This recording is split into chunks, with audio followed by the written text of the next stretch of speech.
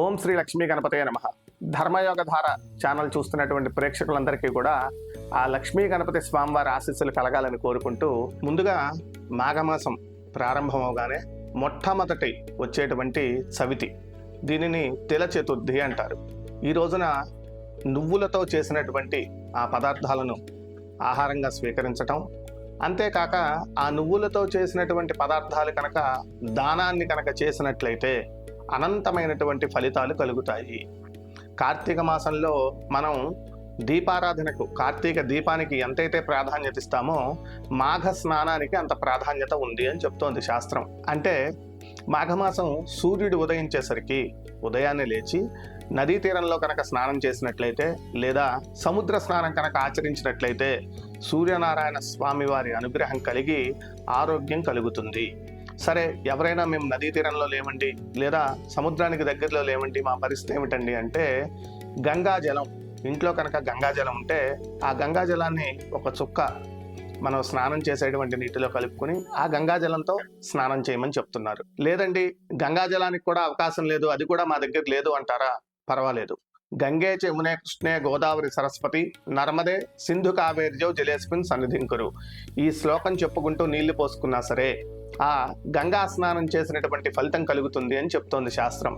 లేదండి ఇది కూడా చెయ్యలేము, మేము అంత సంస్కృత భాషను ఉచ్చరించేటువంటి శక్తి మాకు లేదు అనుకుంటే, కేవలం త్రిపర్యాయే అంటే 3 సార్లుగా గంగా గంగా గంగా అనుకుంటూ నీళ్లు పోసుకున్నట్లయితే ఆ యొక్క గంగా స్నానం చేసినటువంటి ఫలితం కలుగుతుంది. అయితే మీరు ఏ రీతిలో స్నానం చేసినా సరే ఇక్కడ గుర్తు పెట్టుకోవాల్సిన విషయం ఏమిటయా అంటే, సూర్యోదయాత్ పూర్వమే, సూర్యుడు ఉదయించడానికి మునుపే మనం లేచి కాలకృత్యాలన్నీ కూడా నెరవేర్చుకొని అప్పుడు మీరు ఈ స్నానం, ఈ చెప్పిన విధానంతో స్నానం ఆచరిస్తే మీకు చక్కని ఫలితాలు కలుగుతాయి. అలానే ఇందాక చెప్పుకున్నట్టుగా ఈ చతుర్థి రోజున నువ్వులతో చేసినటువంటి పదార్థాలు చక్కగా తిని ఆ పదార్థాలు కనుక దానం చేస్తే దానివల్ల కూడా ఆరోగ్య సంబంధమైనటువంటి సమస్యలు ఏవైనా మనల్ని పీడిస్తూ ఉంటే అవన్నీ కూడా తొలగిపోయి సూర్యనారాయణ స్వామి వారి అనుగ్రహం కలగడానికి అవకాశం ఉంటుంది. తర్వాత మాఘమాసంలో చవితి తెల్లారి వచ్చేటువంటి పంచమిని శ్రీ పంచమి లేదా వసంత పంచమి అని పిలుస్తారు. ఈరోజే సరస్వతి అమ్మవారి ఆవిర్భావం జరిగింది అని చెప్తోంది శాస్త్రం.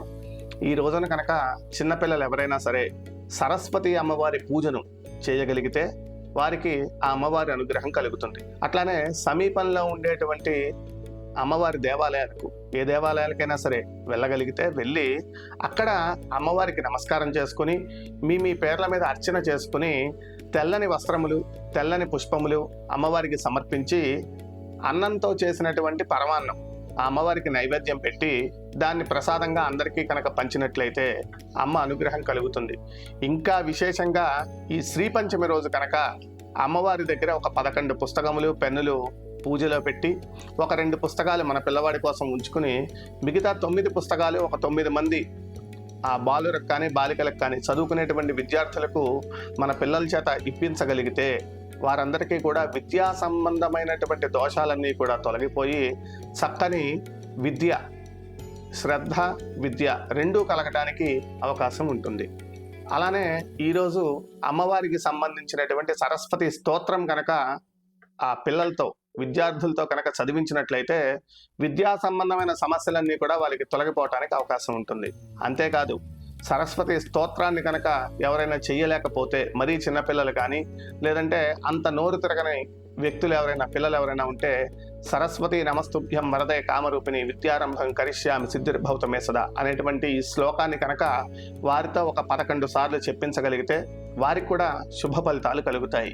లేదా ఈరోజు కనుక విద్యార్థుల్ని కూర్చోబెట్టి అమ్మవారి పూజ చేసిన తర్వాత ఓం సరస్వత్యే నమః అనేటువంటి మంత్రాన్ని 108 సార్లు ఆ విద్యార్థులతో చెప్పించగలిగితే వారికి ఆ అమ్మవారి అనుగ్రహం కలుగుతుంది. కనుక మహామహిమాన్వితమైనటువంటి ఈ శ్రీ పంచమి పర్వదినం రోజున విద్యార్థులందరూ చక్కగా సరస్వతి అమ్మవారి పూజ చేసుకుని అమ్మ అనుగ్రహం పొందగలరు.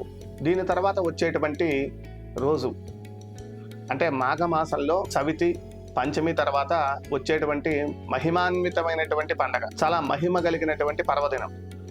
అనారోగ్యాలన్నీ కూడా తొలగించి సంపూర్ణమైన ఆరోగ్యములు అంటే బాలాది వృద్ధ పర్యంతం చిన్నపిల్లల నుంచి ముసలి వాళ్ళ వరకు అందరినీ తరింపజేసేటువంటిది. అంటే ఇహలోకంలో శారీరక అనారోగ్యాలు, మానసిక అనారోగ్యాలు తొలగించడమే కాకుండా పుణ్యాన్ని కూడా ఇచ్చేటువంటి పర్వదినం ఏమిటా అంటే రథ సప్తమి, సూర్యనారాయణ స్వామి వారి ఆవిర్భావం. సూర్యనారాయణ స్వామి వారి ఆవిర్భావం జరిగినటువంటి రోజు రథసప్తమి మహాపర్వదినం రోజునే సూర్యుడు శమంతకమణిని సత్రాజిత్ మహారాజుకి ఇచ్చారని, అట్లానే హనుమంతుడికి వేదాన్ని, జ్ఞానాన్ని బోధించాడని, అటువంటి మహాపర్వదినం ఈ రథసప్తమి దినమని కూడా ఈ మాఘపురాణంలో చెప్పబడి ఉంది. అంతేకాదుక సూర్యుడే జ్ఞానప్రదాతని, ప్రత్యక్షంగా హనుమంతుడికి నవవ్యాకరణాలు నేర్పించినటువంటి ఆ సూర్య భగవానుడి అనుగ్రహం కలిగితే అటు విద్యకు ఇటు ఆరోగ్యానికి ఎటువంటి చికాకులు లేకుండా సంపూర్ణమైనటువంటి ఆరోగ్యంతో చక్కని విద్య జ్ఞానంతో మనం విరాజిల్లుతూ ఉండవచ్చు అని చెప్పి కూడా ఈ మాఘపురాణం తెలియజేస్తోంది. ఈ రోజున కనుక సూర్య ఉపాసన కనుక చేయగలిగితే మరలా వచ్చే రథసప్తమి వరకు దేహ అనారోగ్యాలు ఏవైతే మనల్ని పీడిస్తున్నాయో వాటి నుంచి మనం ఉపశమనం పొందడానికి అవకాశం ఉంటుంది. ఈ విశేషమైనటువంటి రథసప్తమి పర్వదినం రోజున మనందరము కూడా ఏం చేయాలి అంటే ప్రాతకాలమే నిద్రలేచి కాలకృత్యాలన్నీ కూడా నెరవేర్చుకున్న తర్వాత జిల్లేడు ఆకులు, తెల్ల జిల్లేడైనా సరే పర్వాలేదు, మామూలు జిల్లేడైనా పర్వాలేదు, ఆ చెట్టు ఆకులు కనుక తుంపుకుని ముందు రోజే తెచ్చుకుని ఆ జిల్లేడు ఆకులు కనుక తెచ్చుకుని ఆ రోజు ఉదయాన్నే నిద్రలేచి శిరస్సు మీద ఒకటి, 2 భుజాల మీద 2, హృదయం మీద 1, ఇట్లా 4 ఆకులు ఈ జిల్లేడాకులు పెట్టుకుని ఆ జిల్లేడాకులతో పాటుగా శిరస్సు మీద 2 రేగిపళ్ళు కూడా పెట్టుకుని స్నానం చేస్తూ పఠించవలసినటువంటి శ్లోకం ఏమిటయా అంటే సప్త సప్త మహాసప్త సప్తద్వీప వసుంధర, సప్త సప్త మహాసప్త సప్తద్వీప వసుంధర, సప్తార్క వర్ణమాదాయ సప్తమి రథ సప్తమి, సప్త సప్త మహాసప్త సప్తద్వీప వసుంధర, సప్తార్క వర్ణమాదాయ సప్తమి రథ సప్తమి. ఈ శ్లోకాన్ని పఠిస్తూ నెత్తి మీద అలానే భుజాల మీద హృదయం మీద జిల్లేడాకులు రేగికాయలు కనుక ఉంచుకుని స్నానం చేయగలిగితే పీడిస్తున్నటువంటి అనారోగ్యాలన్నీ కూడా తొలగిపోయి చక్కని దేహారోగ్యం కలుగుతుంది. అంతేకాక ఈ రథసప్తమి రోజున స్నానం అంతా అయిపోయిన తర్వాత చక్కగా పట్టుబట్టలు కట్టుకొని ఒక కట్టెల పొయ్యిని ఏర్పాటు చేసుకుని ధనుర్మాసంలో మనం గోమయంతో చేసుకున్నటువంటి పిడకలు, కట్టెలు 2 కూడా వెలిగించి పైన ఒక ఇత్తడి గిన్నెని పెట్టి ఆవు పాలతో బియ్యము, బెల్లము చేర్చి వండినటువంటి ప్రసాదం ఏదైతే ఉంటుందో అది సూర్యనారాయణ స్వామి వారికి నైవేద్యం పెట్టుకుని దానిని కనుక మనం ప్రసాదంగా తీసుకుంటే మనకు పీడిస్తున్నటువంటి అనారోగ్య సమస్యలన్నీ కూడా తొలగిపోతాయి. అంతేకాదుక చిక్కుడు ఆకులతో చేసుకున్నటువంటి ఆ రథాన్ని, చిక్కుడాకులన్నీ కూడా పెట్టుకుని దాంతో ఒక రథాన్ని ఏర్పరిచి పాయసాన్ని కనుక వండి ఆ పాయసాన్ని చిక్కుడు ఆకుల్లో కనుక పెట్టి ఆ స్వామికి నైవేద్యం చేసి అది కనుక మనం స్వీకరిస్తే మనల్ని పట్టి పీడిస్తున్నటువంటి అనారోగ్యాలన్నీ కూడా తొలగిపోతాయట.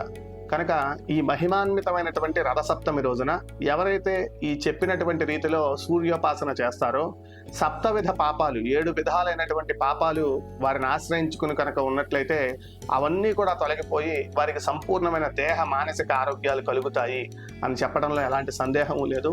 కనుక వీక్షిస్తున్నటువంటి వీక్షకులందరూ కూడా ఈ రథసప్తమి మహాపర్వదినం రోజున పైన చెప్పుకున్నటువంటి రీతిలో స్వామి పూజలు ఆచరించి స్వామి అనుగ్రహాన్ని పొందగలరని కోరుచున్నాం. దీని తర్వాత వచ్చేటువంటి మరొక మహిమాన్వితమైనటువంటి పర్వదినం ఏమిటయా అంటే భీష్మాష్టమి. దాని తర్వాత భీష్మ ఏకాదశి. భీష్మాష్టమి రోజునే ఆ భీష్ముడు భగవన్నామస్మరణ, శ్రీకృష్ణుని నామస్మరణ చేస్తూ ఇచ్ఛా మరణాన్ని పొందాడు అని చెప్పి భారతంలో చెప్పబడి ఉంది. కనుక ఈరోజు విష్ణు సహస్రనామ పారాయణ ఎవరైనా చేయగలిగితే వారందరికీ కూడా ఆ పరమేశ్వర అనుగ్రహం కలుగుతుంది. అలానే ఈరోజు కనుక విష్ణు సహస్రనామ పారాయణతో పాటుగా తోచినటువంటి ద్రవ్యం అంటే తోచినటువంటి ఆహార పదార్థం ఏదైనా సరే కృష్ణుడిని తలుచుకొని లేదా ఆ విష్ణుమూర్తిని తలుచుకొని ఇతోధికంగా అంటే మన శక్తుల అనుసారంగా, మన శక్తి అనుసారంగా దానం కనుక చేయగలిగినట్లయితే తద్వారా స్వామి కృప మనందరికీ కూడా కలుగుతుంది. అటువంటి మహిమాన్వితమైనటువంటి రోజు ఈ భీష్మాష్టమి. అలానే దీని తర్వాత వచ్చేటువంటి భీష్మ ఏకాదశి. దీని తర్వాత వచ్చేటువంటి మరొక మహిమాన్వితమైనటువంటి పర్వదినం ఏమిటయా అంటే మాఘ పౌర్ణమి. దీనినే మహామాఘి అని పిలుస్తారు.